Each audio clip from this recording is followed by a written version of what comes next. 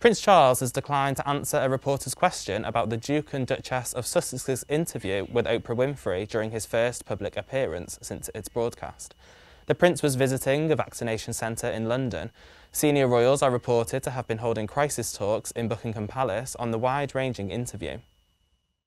Last night's Grammys was the closest thing to a pre-Covid awards show we've seen in recent times, with some of the world's greatest stars taken to the red carpet and music's biggest stage.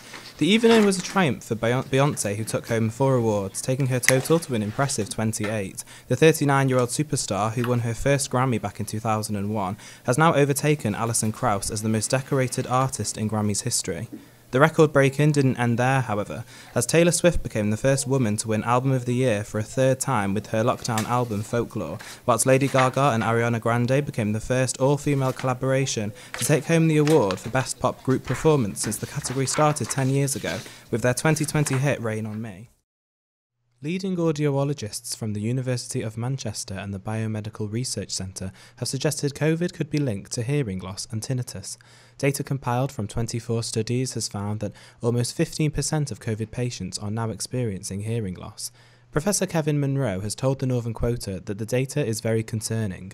There's been about 9 cases where people have reported a sudden deterioration in their hearing, usually in one ear, like they wake up, can't hear in one ear, and for most of them it's been permanent. When you have sudden changes in your hearing, it's really a medical emergency.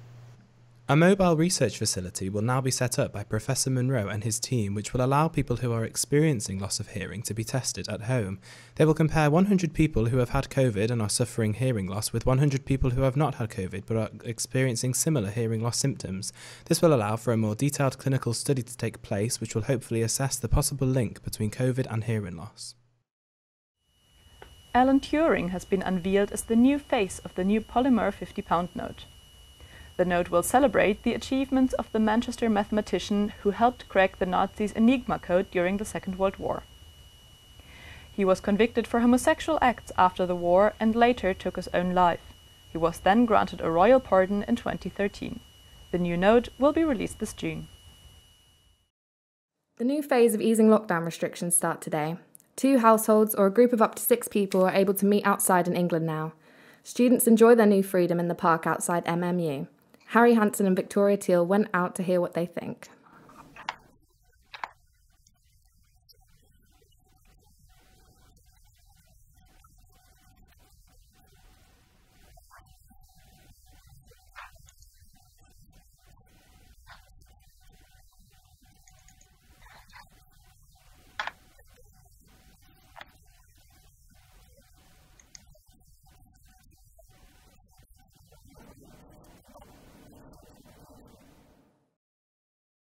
Good afternoon, I'm Niamh O'Connell and this is the Northern Quota. Here are today's headlines. A Greater Manchester Police task force was set up this morning to investigate historic child sex abuse cases, namely the inquiry into Man City youth coach Barry Bennell, who was abused 12 boys during his career. The new unit of 50 officers will operate like 2 major incident teams and investigate the most serious cases, the force said. Hello and welcome to NQ News, bringing you the top stories from the heart of Manchester. I'm Niamh O'Connell and I will be your presenter for today. Here are today's headlines. Public transport in Greater Manchester will be franchised. Over 50s are being encouraged to book a vaccine before April. And a new BBC documentary shows how gang violence is on the rise in Manchester. Plus later we'll discuss how vaccine passports may be put into place. As the vaccine rollout continues to prove successful in bringing COVID cases down across the UK, leading scientists have called on the government to end all restrictions by June. Harry Hansen has the story. June 21st is a date we all have in our diaries as the possible end to all formal COVID restrictions. With the success of the vaccine rollout and people over 44 now being offered their first jab, 22 leading scientists have signed an open letter to the government to promise an end to all restrictions on June 21st. This will include the end of mask wearing in public and the end of the 2-metre rule, as well as a full reopening of the economy, including the reopening of nightclubs and a return to big events. I went out and spoke to some local Manchester residents to see how they would feel about such a sudden end to the restrictions that we have all come to know so well over the last year. I was apprehensive when they announced it, but I think now I'm sort of ready for it because I've done a few things like go to a bar or whatever, and it was all fine. And now I'm like, okay, it'll be fine. Personally, I'm kind of like hesitant for everything to open up so soon. I'm kind of like, I don't know if it's too soon or whatnot. I mean, I think like everything's moving really quickly. I was terrified when they announced it and didn't believe that it would get better that quickly. And now I think if I had the statistics to prove it was safe and the like official stats that showed rates of everything falling, then I'd feel comfortable and okay with it, but still a little bit like awkward about going around people again.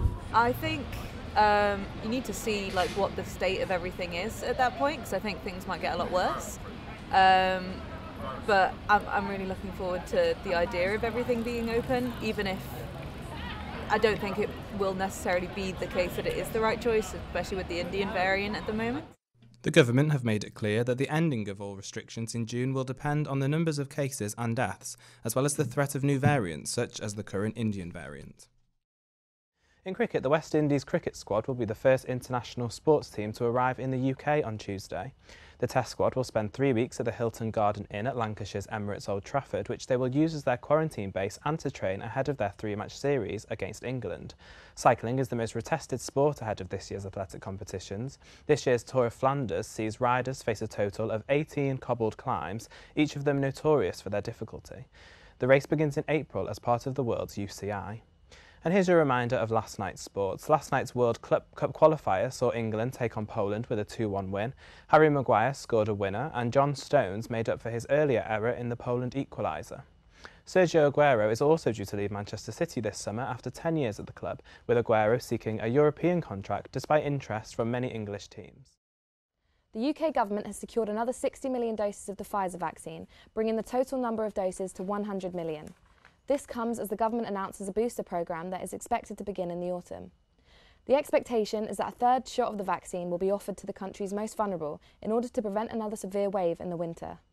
Health Secretary Matt Hancock has said the booster programme will help to keep everybody safe while the world continues to fight the pandemic.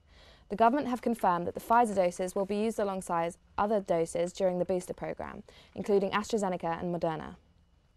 The announcement comes after Public Health England confirmed that 1 dose of the Pfizer vaccine reduces transmission of the virus by 50%. 29 people have died following a positive COVID test in the last 28 days, taking the total number to almost 130,000. Lockdown restrictions are expected to be relaxed further in May.